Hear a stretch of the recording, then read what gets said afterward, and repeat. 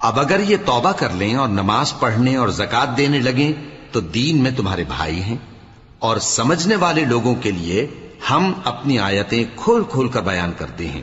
اور اگر عہد کرنے کے بعد اپنی قسموں کو توڑ ڈالیں اور تمہارے دین میں تانا زنی کرنے لگے تو ان کفر کے پیشواؤں سے جنگ کرو، ان کی قسموں کا کچھ اعتبار نہیں ہے، عجب نہیں کہ اپنی حرکات سے باز آ جائیں۔ بھلا تم ایسے لوگوں سے کیوں نہ لڑو جنہوں نے اپنی قسموں کو توڑ ڈالا اور پیغمبر کو وطن سے نکالنے کا ارادہ کر لیا، اور انہوں نے تم سے عہد شکنی کی ابتدا کی۔ کیا تم ایسے لوگوں سے ڈرتے ہو؟ سو ڈرنے کے لائق تو اللہ ہے اگر تم ایمان والے ہو۔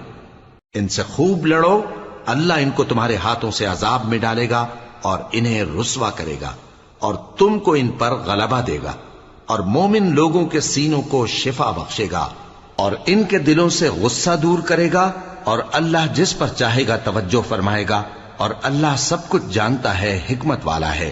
کیا تم لوگ یہ خیال کرتے ہو کہ بے آزمائش چھوڑ دیے جاؤ گے؟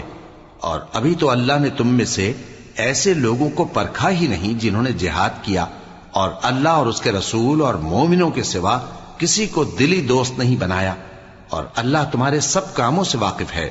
مشرکوں کا کام نہیں کہ اللہ کی مسجدوں کو آباد کریں جبکہ وہ اپنے آپ پر کفر کی گواہی دے رہی ہوں۔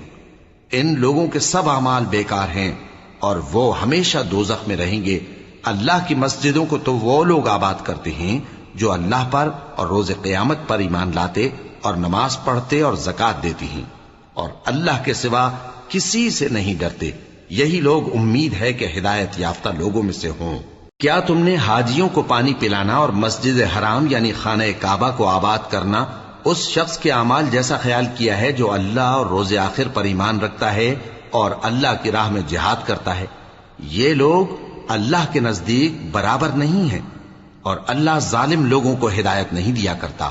جو لوگ ایمان لائے اور وطن چھوڑ گئے اور اللہ کی راہ میں مال اور جان سے جہاد کرتے رہے، اللہ کے ہاں ان کے درجات بہت بڑے ہیں، اور وہی مراد کو پہنچنے والے ہیں۔